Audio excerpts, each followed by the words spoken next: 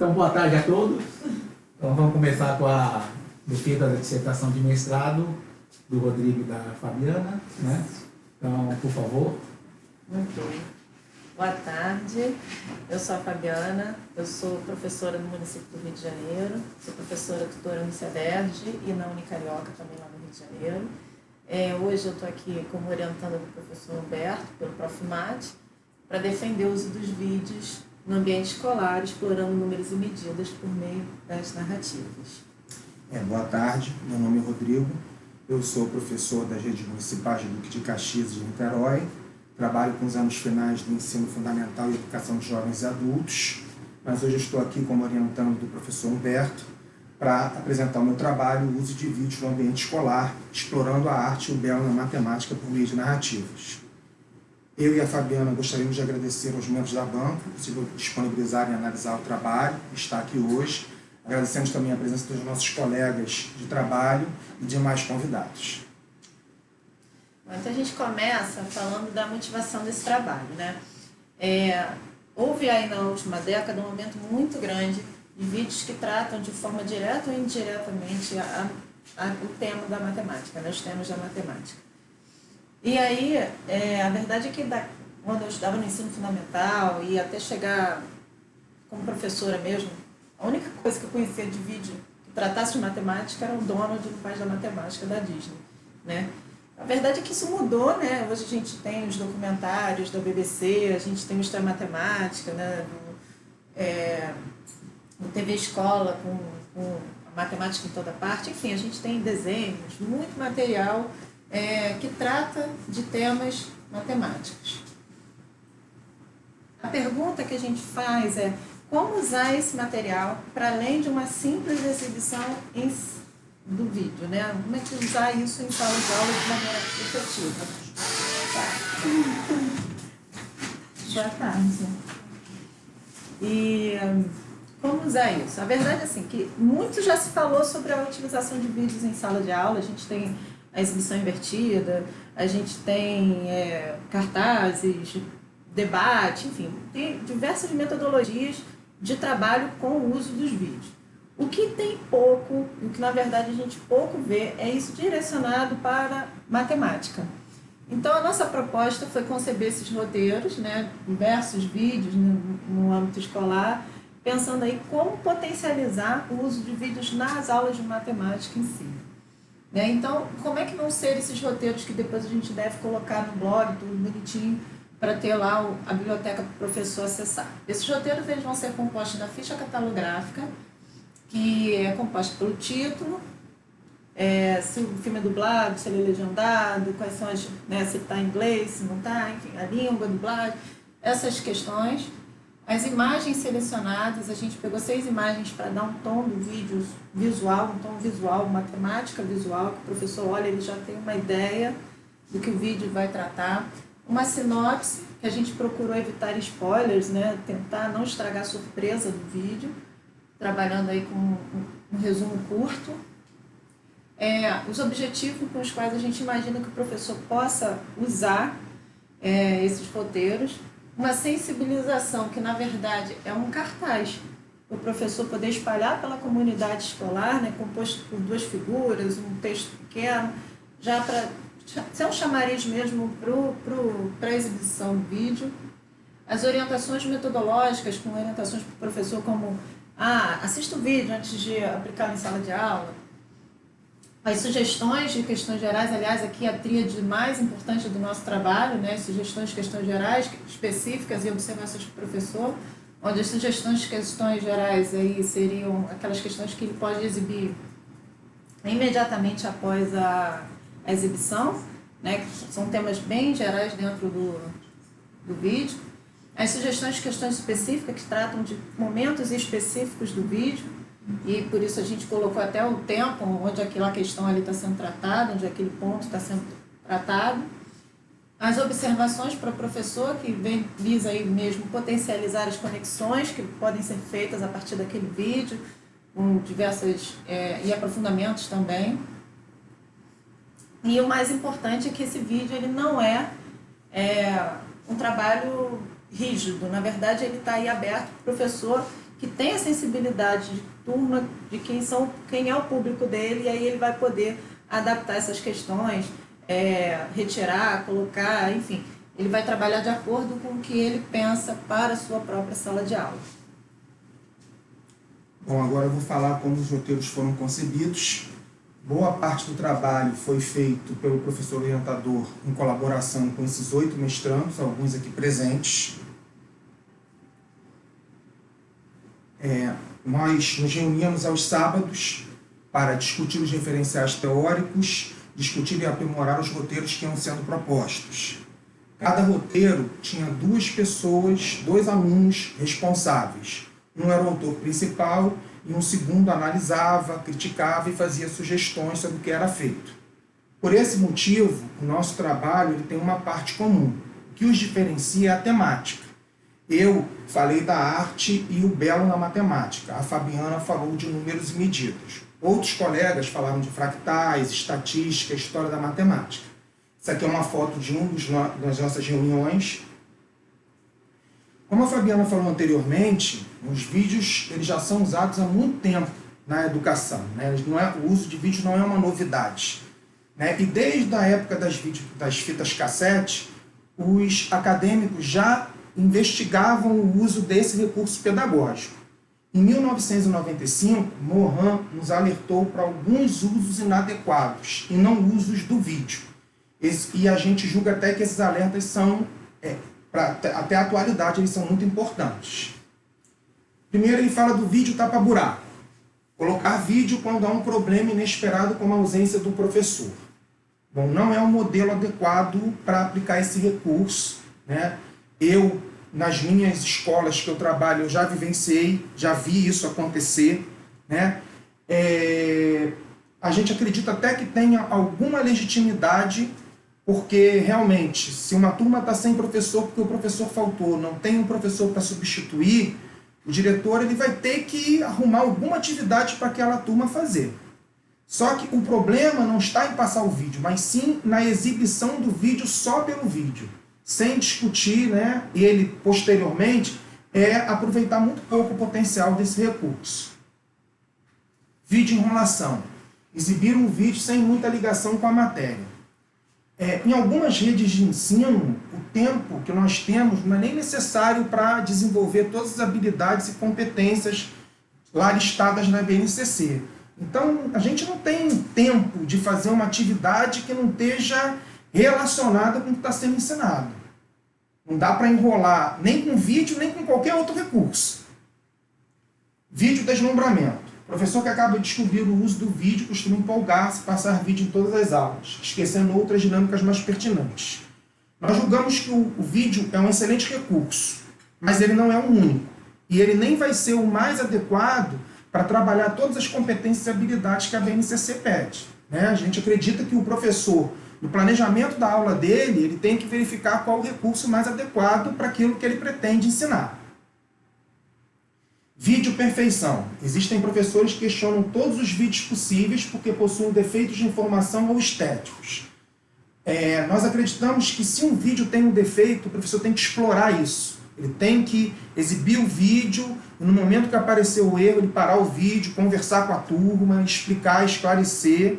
Ou então ele pode até usar uma outra maneira de explorar isso. Ele pode avisar para a turma, antes de começar a exibição, que o vídeo tem um erro. E pedir para que eles identifiquem. Né? A gente acredita que, com certeza, eles vão até prestar mais atenção ainda no vídeo.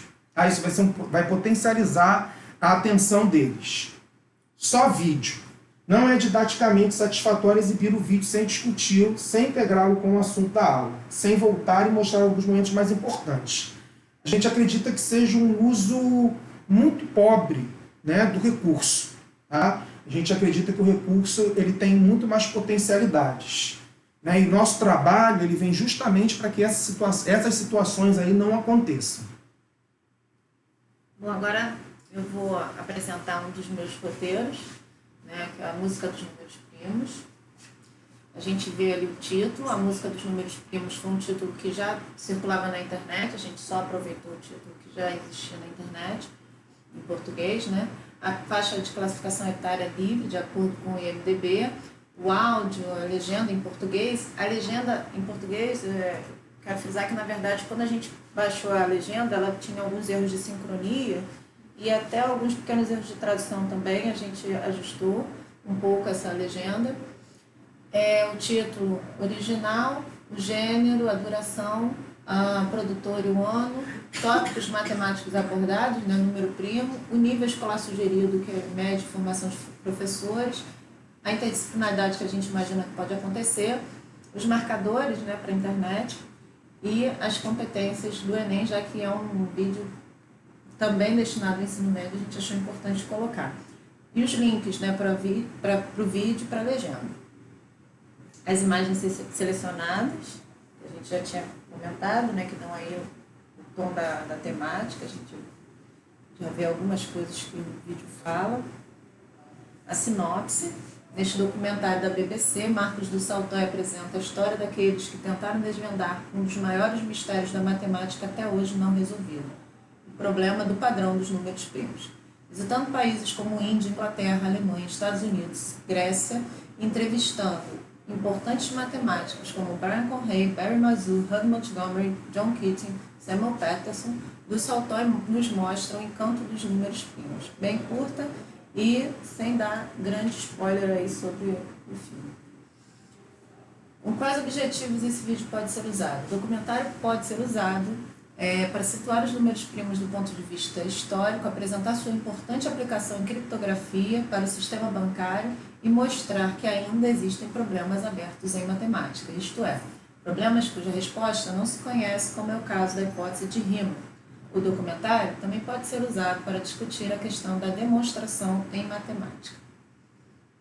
A sensibilização, que, como eu havia dito, é um cartaz praticamente pronto, né? O que falta ali o professor colocar o dia, a hora e o local da exibição, né? Então o cartaz já está prontinho aí para o professor divulgar a exibição do filme. E as sugestões gerais, como eu disse, uma das partes mais importantes aí do nosso roteiro.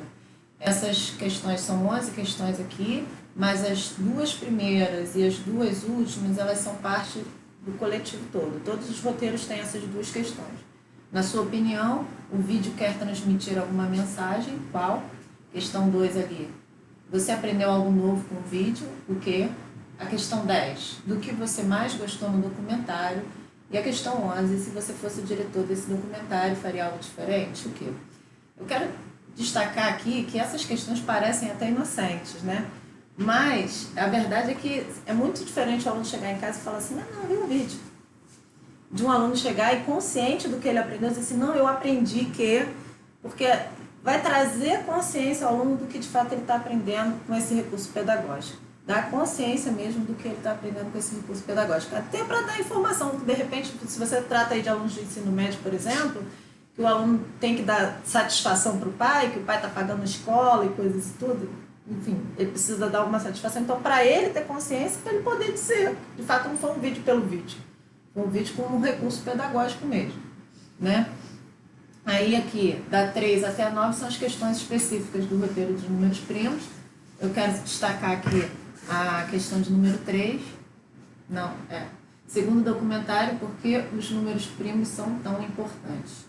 E a questão 9. Você concorda com o título A Música dos Números Primos, dado para o documentário? Justifique sua resposta. São duas questões que fazem o aluno pensar também um pouco na temática geral e tomar essa consciência mesmo do que está sendo tratado ali naquele vídeo. As sugestões específicas, aqui a gente vê 4 das sugestões de questões específicas, né? Vamos dar uma lida aqui na questão de número 2. O documentário coloca que os matemáticos são grandes fãs dos números primos e alguns deles no vídeo dizem quais são os seus números primos favoritos. Aqui o tempo, né, como nós já havíamos mencionado, importante aí para saber em que momento do vídeo aquele trecho está situado, até se o professor quiser pedir para o aluno ver antes e depois em sala de aula situar ali só de novo para fazer a pergunta, ele pode só situar ali, né? Diversas maneiras aí de trabalhar com esse documento, com esse roteiro. Qual é o seu número primo favorito? Por quê? Qual é o único número primo par? E a questão também de número 3 aqui. Segundo do Saltói, há espécies de cigarros que se utilizam de números primos para sua sobrevivência e evolução. Como, por exemplo, um ciclo de vida de 17 anos pode ajudar uma cigarra a sobreviver? Explique. Aqui mais algumas questões. Quero destacar a questão 6 aqui. Quando Srinivasa Ramanujan estava internado, Hardy o visitou e conversaram a respeito do número do táxi ser 1729, e que este número era o menor número natural que poderia ser escrito como a soma de dois cubos de duas maneiras diferentes. Este número é primo? Em caso negativo, como ele poderia ser fatorado? Procure determinar as duas formas de obtermos o número 1729 como soma de dois cubos. Aqui a gente sugere uma ferramenta e dá a linha digitável aí para facilitar a vida do estudante, do professor, enfim. Então aí a terceira parte mais importante aí do nosso roteiro, que são as observações do professor. Aqui a gente teve essa preocupação de criar mais conexões, né? A gente acredita que quanto mais conexões o aluno fizer a respeito do tema, mais ele pode assimilar aquele tema, né? Aprender mesmo, guardar para si aquele tema. Então a gente oferece para o professor algumas ferramentas extras, aplicativos, jogos e, enfim, até sites também gratuitos para viabilizar e que o professor conheça algumas conexões que talvez ele não conhecesse e aí ele possa trabalhar com seu aluno. Aqui a gente tem um vídeo de um dos aplicativos que a gente oferece, esse aqui do GeoGebra. Ele mostra a decomposição em formato retangular, é um formato bem visual. Quando você clica nos números, ele vai mudando de cor, e no que muda de cor muda a configuração do retângulo, porque muda a decomposição, né? Percebe ali diversas configurações de retângulo com número composto. E aí quando a gente vai para o número primo, a gente já observa que a gente já não vai ter essas configurações de retângulo, né? A gente vai ter uma linha ou uma coluna somente. Aí fica bem visual para o aluno a diferença ali entre número primo e número composto, né? A gente tem também esse outro aplicativo, que é o Primitives, que agora já não mais trata a partir de retângulos, ele também é bem visual, mas ele vai tratar a decomposição a partir de agrupamentos e cores, né? Olha lá, o número 2 é amarelinho, quando agrupa de 2 em 2, de 3 em 3 fica azul. Aí ele fez 2 agrupamentos de 2, ficou tudo amarelinho, né?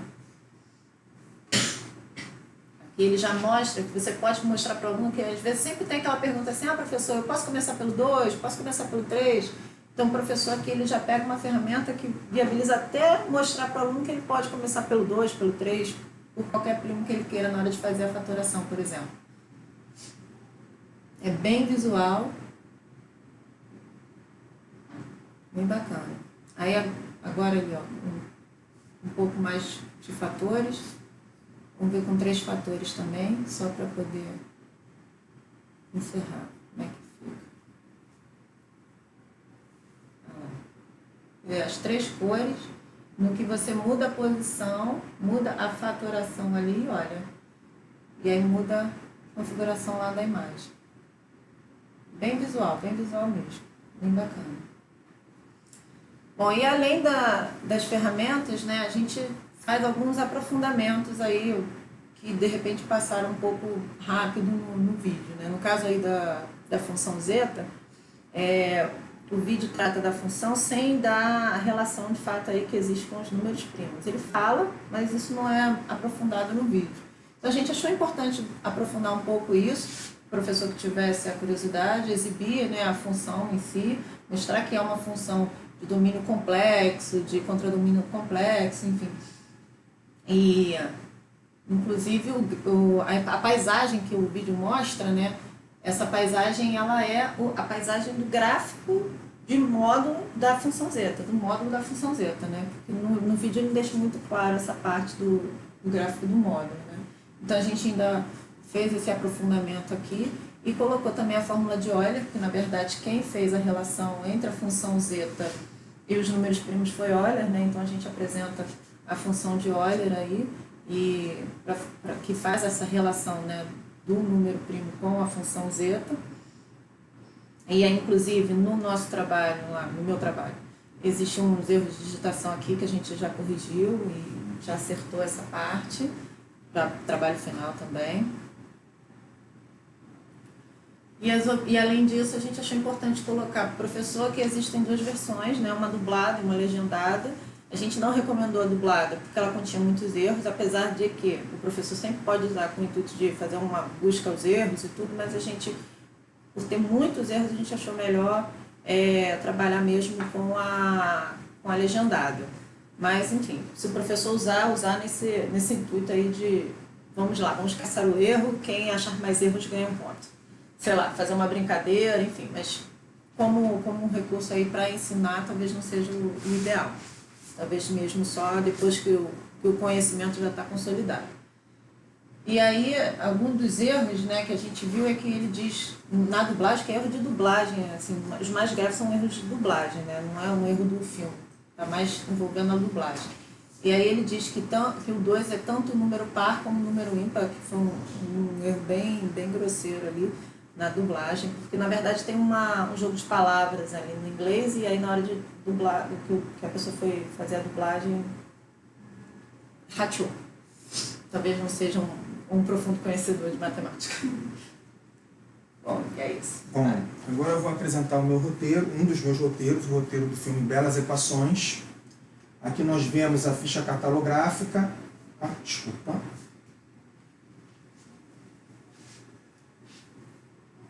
Bom, onde? Aqui, só contar?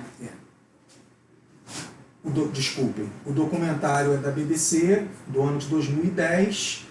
Equações, ele é um assunto que nós costumamos trabalhar na escola no 7º ano do ensino fundamental. Algumas escolas já começam até no 6º ano já a falar de equações. Só que o filme ele faz uma interdisciplinaridade muito forte com a física. Ele também trabalha com alguns assuntos como funções, ordem de grandeza, notação científica, que os alunos só vão ver lá no 9º ano.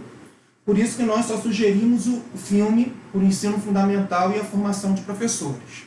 Também vale destacar que a interdisciplinaridade do filme com artes, história e filosofia é muito grande.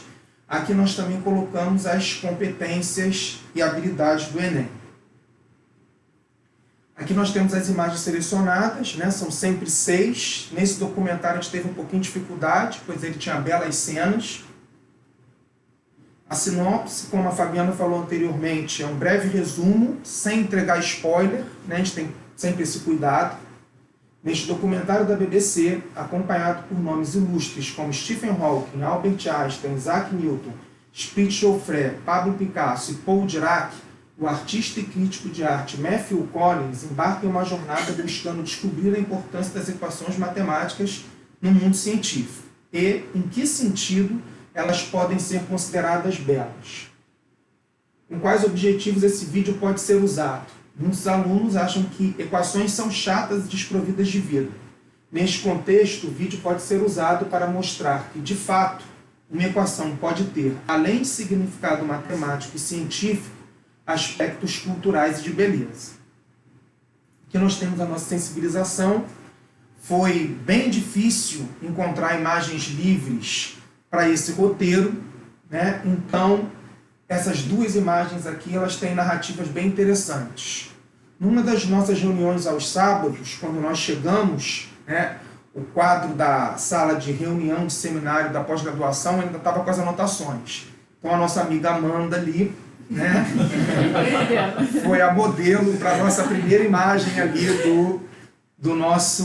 dessa sensibilização desse documentário. Tá? E a segunda imagem foi uma imagem, é o olho da Mona Lisa, a obra de Leonardo da Vinci. O professor Humberto, ele inseriu algumas equações usando o aplicativo Word Photo da Apple. Bom, aqui nós temos as questões gerais que nós sugerimos. Como a Fabiana falou, nós temos 4 que são sempre comuns. Além dessas 4, nesse roteiro nós temos outras 7. Eu gosto muito da questão 4. As belas equações apresentadas no vídeo estão fortemente ligadas à física. Você incluiria outras belas equações da física, da matemática, da química, da biologia? Quais e por quais motivos? Eu gosto da questão porque ela mostra que a equação não é exclusiva da matemática, e ela sim promove a interdisciplinaridade. E eu também gosto muito da questão 8, segundo vídeo, por que Newton é denominado pai da ciência moderna? Porque quando o aluno vai responder essa pergunta, ele vai perceber quão importante a equação foi para o desenvolvimento da ciência. Aqui nós temos as questões específicas, como a Fabiana falou anteriormente, são questões mais elaboradas, exigem mais do aluno, por isso que nós colocamos o tempo do trecho que o aluno tem que analisar. Eu gosto muito dessa questão 2 aqui, inclusive aqui o aluno teria que analisar 2 trechos. Nessas questões, geralmente o aluno tem que ir e voltar algumas vezes naquele momento ali. No vídeo, Pedro Ferreira calcula para Matthew Collins a quantidade de energia em joules em meio grama de massa. Ao contrário do que fez a física Ruth Gregory, Pedro Ferreira não usa a notação científica. Você vê alguma razão para Pedro não usá-la e Ruth sim? Escreva a resposta dada por Pedro Ferreira usando a notação científica. Eu gosto dessa questão porque ao pedir para o aluno escrever em notação científica, o aluno vai verificar que realmente, dependendo do número, é melhor ele usar a notação científica do que escrever o número com todos os seus algarismos. Aqui nós temos mais 5 questões específicas. Eu gosto muito da número 6. No vídeo, com base na lei de gravitação universal de Newton, afirma-se que a força de atração de 2 corpos aumenta com o aumento de suas massas e diminui com o aumento da distância entre eles. Por quê? Eu gosto da questão porque ela explora a proporcionalidade que existe entre as grandezas dessa equação. O Enem, anualmente, coloca itens para verificar se o aluno desenvolveu competências referente à proporcionalidade, grandezas proporcionais. Aqui nós temos as observações para o professor. Na primeira, nós sugerimos a tese de doutorado do professor Alessandro Jacques, da Universidade Federal do ABC. Ele é um especialista no ensino da álgebra. Nós sugerimos para o professor poder aprofundar o conhecimento algébrico dele. A interdisciplinaridade do documentário ela é muito intensa com a disciplina arte. Por isso, nós sugerimos 2 pesquisas. A primeira é uma sobre o episódio Blake versus Newton, e a segunda é uma mostrando as conexões entre Albert Einstein, a teoria da relatividade, Pablo Picasso e o cubismo. Nessa sugestão ao professor, nós apresentamos um estudo que 2 neurocientistas fizeram, onde 15 matemáticos foram expostos a 60 equações matemáticas. Todos esses matemáticos eles eram de Londres, eles tinham pós-graduação ou pós-doutorado, e eles classificavam cada equação como bonita, indiferente ou feia. No final do estudo, a equação considerada mais bela foi a identidade de Euler, que relaciona as 5 constantes da matemática, e a equação considerada mais feia foi a de Ramanujan, que é muito utilizada para obter aproximações de π. Para finalizar as observações para o professor, nós colocamos algumas frases ditas por renomadas personalidades da ciência relacionando a matemática e o belo. Paul Dirac, que aparece no documentário, diz: Deus usou matemática bela na criação do mundo. Hardy, que agora há pouco foi citado no roteiro da Fabiana, falou: os padrões de um matemático, como os de um pintor ou poeta, precisam ser belos. As ideias como as cores e as palavras precisam se encaixar de forma harmoniosa. A beleza é o primeiro teste. Não há lugar permanente no mundo para a matemática feia. Do Saltoy, que foi o apresentador do documentário que a Fabiana acabou de mostrar o roteiro, falou: a matemática tem beleza e romance. Não é um lugar enfadonho de se estar, o mundo matemático. É um lugar extraordinário. Vale a pena passar tempo nele. Tempo lá. Desculpa. Bom, para além dos roteiros, a gente foi buscar os porquês, Por que o vídeo se constitui, de fato, em uma ferramenta pedagógica, Bom, e aí, vendo as diferenças, analisando as diferenças, a gente foi entendendo que, na verdade, não é só uma ferramenta pedagógica, talvez seja uma poderosíssima ferramenta pedagógica, Na verdade, ela tem um poder aí de associar a narrativa, o som, a imagem, e isso tudo potencializa muito a questão da narrativa no vídeo. E aí, narrativa em inglês, storytelling, tá? Eu vou citar aqui Gottman. Para nós, storytelling é como gravidade. Ela é essa força poderosa e abrangente que permeia as nossas vidas e que acabamos por não perceber porque estamos tão habituados a ela.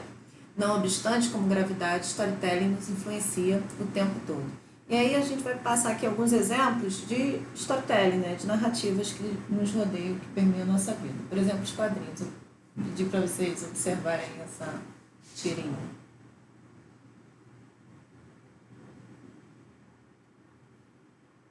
Não vai ter fim.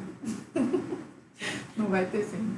Os contos, né, Maupassant é um livro extremamente vendido até hoje, né, faz sucesso porque está baseado em narrativas. As piadas, né, vou deixar vocês verem também, não perde a graça. Contar é muito diferente do que ler. Os memes são melhores lidos, né. Aliás, a UF ela tem um museu de memes. Muito boa essa. As parábolas são formas de narrativa, inclusive as parábolas bíblicas, né? E Jesus ensinava seus discípulos por meio de parábolas, né? Por meio de narrativas. Bom, as novelas elas não podiam ficar de fora devido à sua popularidade, né? Uma boa novela, uma novela de sucesso, ela tem uma boa história, ela tem uma boa narrativa. Música é um tipo de narrativa, né? Os compositores eles contam histórias através das músicas. Profissionais de marketing eles precisam contar uma boa história para vender produtos e serviços. Por isso que os comerciais também não poderiam estar de fora. O teatro talvez seja uma das formas mais antigas de você divulgar, né, narrativas. O videogame, por outro lado, talvez seja uma das que tenha maior potencial hoje, né? Porque o jogador ele participa ativamente da narrativa, porque dependendo das decisões que ele tomar, ele muda o rumo da história. No finalzinho do ano passado, foi no dia 28 de dezembro, a Netflix lançou o primeiro seriado interativo, Black Mirror Bandersnatch. Nesse seriado, né, em alguns momentos, a audiência ela tem que tomar a decisão de qual vai ser a ação do protagonista. Aqui, né, o protagonista está segurando um comprimido com a mão, a imagem aqui não está muito legal, mas aqui tem a opção tomar ou jogar na privada. E essa barrinha branca aqui, né, ela, na verdade, ela começa nos dois extremos, ela é o temporizador. Quando ela chega no centro e some, você já teria que ter feito a tomada da decisão, tá? Do que ia acontecer na história. E assim por diante. Agora, uma referência da história, né? No caso, a Harari é um historiador israelense e ele diz muito sobre essa questão da narrativa, né? Nesse livro, Uma Breve História da Humanidade, Sapiens. Aí uma citação dele, foi o surgimento da ficção que permitiu a cooperação humana em grande escala. Um grande número de estranhos só pode cooperar de maneira eficaz se acreditar nos mesmos mitos, ou seja, histórias que existem na imaginação coletiva das pessoas. E diz ainda, as religiões, as nações, o dinheiro, as leis, as culturas e as marcas são apenas alguns exemplos de realidades imaginadas que foram construídas e fortalecidas baseadas em mitos partilhados. Uma realidade imaginada não é uma mentira, pelo contrário, é algo em que muitos acreditam e, por essa razão, exerce influência sobre o mundo, molda comportamentos e preferências. Para Harari, a narrativa foi fundamental, né, para dar base para a sociedade, né, para sustentar a sociedade, inclusive para desenvolver a sociedade. E além da história, a gente tem a neurociência embasando aí a narrativa como uma ferramenta poderosa, né? Polzek, ele pesquisou o poder da narrativa no cérebro humano. Ele percebeu que narrativas envolventes fazem com que as pessoas liberem mais ocitocina, que é um hormônio que o nosso corpo já produz e que já se conhecia, na verdade, mas estava associado sempre ao parto, ao ato sexual, que tanto homens e mulheres produziam, mas associados a esses momentos. E aí o que ele descobre é que isso está associado também às narrativas. Os homens também, quando se envolvem nas narrativas, das mulheres, né? Também quando se envolvem nas narrativas, produzem ocitocina. E o grande boom é que a ocitocina afeta as atitudes, crenças, comportamentos, fazendo com que a pessoa fique mais bondosa, mais aberta, né? Tenha mais atenção, que hoje em dia a gente tem aí um problema grave nas escolas aí de atenção, né? De conseguir a atenção do nosso público, né? São os alunos, e com isso a narrativa pressupõe aí, então, uma ferramenta ainda mais poderosa pelo fato de, sendo envolvente, conseguir a atenção também dos alunos. Raven lista 10 benefícios do uso do storytelling. Storytelling é um elemento efetivo e poderoso no esforço de melhorar e desenvolver todas as 4 primeiras habilidades da linguagem: ler, escrever, ouvir e falar. Informações, tanto conceitos como fatos, são melhores lembradas e por mais tempo quando apresentadas em forma de narrativa. Storytelling é ferramenta de ensino multidisciplinar e efetiva e poderosa que perpassa todo o currículo. Storytelling motiva positivamente os estudantes para o aprendizado. Narrativas focam a atenção e o aprendizado dos alunos, os motiva a procurarem estudar mais. Storytelling constrói efetivamente a autoconfiança e a autoestima do estudante. Envolve e desenvolve as habilidades ligadas à imaginação e à criatividade melhor do que qualquer outra atividade escolar. Envolve e entretém. Storytelling cria empatia e senso de conectividade. Melhora as habilidades de análise e resolução de problemas. Storytelling cria conexões valiosas com a comunidade e com a herança familiar. Na nossa pesquisa de referenciais bibliográficos, nós encontramos várias publicações falando de storytelling, inclusive nós temos 2 aqui relacionando ao ensino da matemática. Outra descoberta que nós fizemos nas nossas pesquisas foi que a prova matemática ela é uma narrativa. Como o professor Nilson José Machado fala, nos contos nós começamos com Era uma Vez e terminamos com E Foram Felizes para Sempre. Já nas provas matemáticas nós começamos com dados 2 inteiros A e B e terminamos como queríamos demonstrar. Advogados também usam narrativas no seu dia a dia de trabalho, nas argumentações. Os 2 autores desse livro, publicado pela Princeton University Press, eles concluíram que a prova matemática ela vem da geometria prática, influenciada pela prova retórica do direito e da narrativa poética em prosa e verso. Para finalizar o nosso interlúdio teórico, nós colocamos essa frase de Raven: histórias ancoram nossas crenças. Se você tem uma história, a única coisa que muda sua mente é uma história melhor. Aqui nós temos uma imagem, né, mostrando o uso da realidade virtual e uma frase bem apropriada. O poder da narrativa é o mesmo, o que está mudando é o modo de contar. Agora, chegando próximo aí ao nosso final, né, vamos às considerações finais. Aí, com a proposta de melhorar os roteiros, de testar, ver como é que estava, dar uma calibrada, a gente fez várias exibições, tem aqui uma lista delas.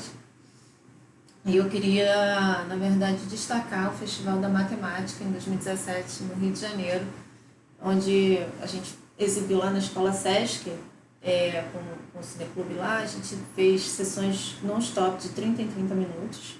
Tá? Foram 4 dias, né, de exibição, mais de 1.600 pessoas. Convidávamos as pessoas a responder as questões do roteiro, e aí as pessoas que se propunham aí, se voluntariavam, a gente geralmente dava um chocolatinho, né, uma lembrancinha, alguma coisa assim. Tivemos as sessões especiais com participação do português José Martins, né, História e Matemática, e do francês Etienne Guiche. Também aparece num dos nossos roteiros aí dos colegas. O Cineclube de Matemática e Estatística, também aqui na UF a gente fez a exibição. Nessa oportunidade a gente podia fazer os vídeos mais longos, né? Sempre tínhamos um convidado que fazia alguns comentários, né, sobre o vídeo em questão. Aqui foi uma exibição de um dos meus roteiros, foi o How Long, e esse é o professor Rubens Amaral, do Instituto de Física da UF. Aqui o André, nosso colega, medindo o cúbito aqui de um dos participantes. E agora o relato de como foi exibir isso para os meus alunos do ensino fundamental. Eu já estou rindo porque, enfim, eu lembro das situações. Bom, a minha escola é uma escola pública, né, no município do Rio. Lá a gente não tem sala de vídeo, então o primeiro problema que a gente vê aí na foto é que a gente teve que adaptar a sala de aula. E aí também a questão da luminosidade, não só da janela, mas da própria sala de aula, porque se a gente desliga a sala de aula, a gente desliga tudo. Então, enfim, uma doideira, e a gente vai se adaptando como pode. Mas a questão principal aqui é que eram 75 alunos, claro, em 3 turmas, né, que aí mais ou menos 25 em cada uma, tinha uma turma com um pouco mais, uma turma com um pouco menos, mas a média era isso. E antes de apresentar, eu fiz alguns combinados com os alunos, para evitar que 6º ano, lá eu trabalho com 6º ano e 7º, e eles são bem agitados, então, antes de exibir, eu fiz alguns combinados com ele, organizei, disse quem eram as duplas e tudo, exibimos o filme, distribuí as perguntas de questões específicas, foi uma escolha, podia ser as questões gerais, mas como eu trabalho a temática dos números primos no 6º ano, eu escolhi as questões específicas. E apresentamos aí, eles apresentaram as respostas. Aqui tem um grupo, né, trabalhando, porque ou era dupla ou era grupo, e aí dependia da organização e da turma, no momento ali. E aí uma das perguntas que eu fiz foi: em um cenário com crianças brincando no playground com blocos gigantes semelhantes ao Lego, o professor Marcos do Saltói afirma que os números primos são como os blocos que formam a matemática. Neste trecho, as crianças dão uma definição para os números primos. Escreva e diga se, de acordo com essa definição, o número 1 é primo ou não. Aqui, na verdade, no trabalho completo, isso aqui foi um problema. Porque o 6º ano queria fazer continha de menos, quando viu isso aqui.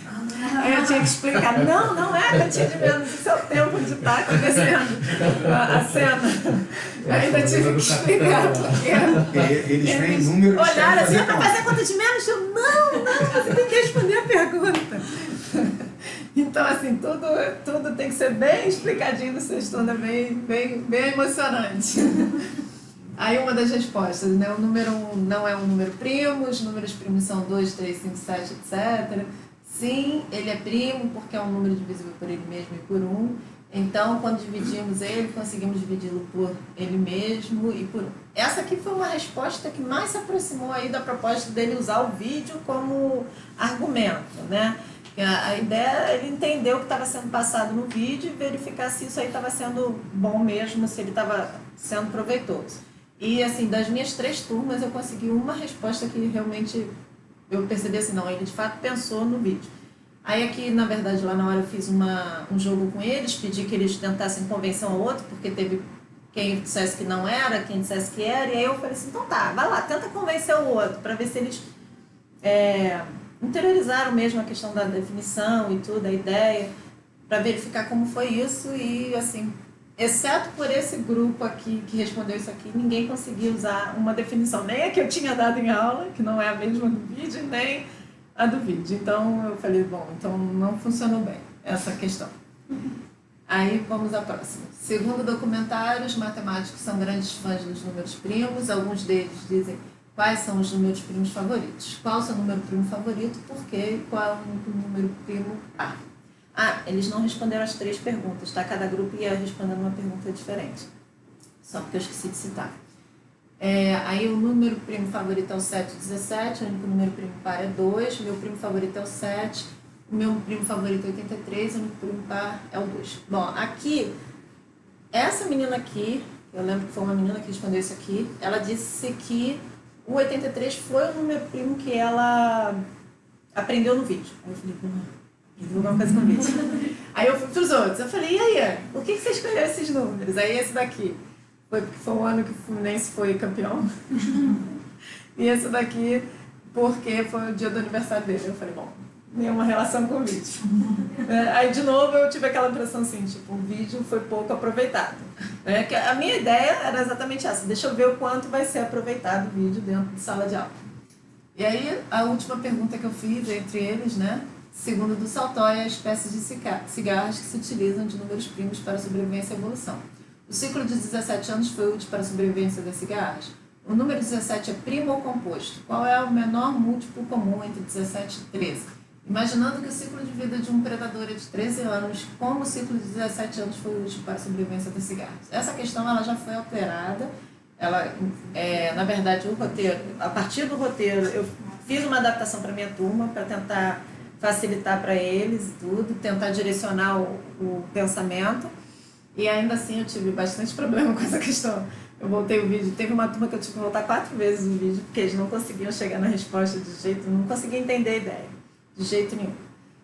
O número 17 é primo, o menor múltiplo comum é 1, pois 17 e 13 são primos, ele confunde ainda, MMC com DC.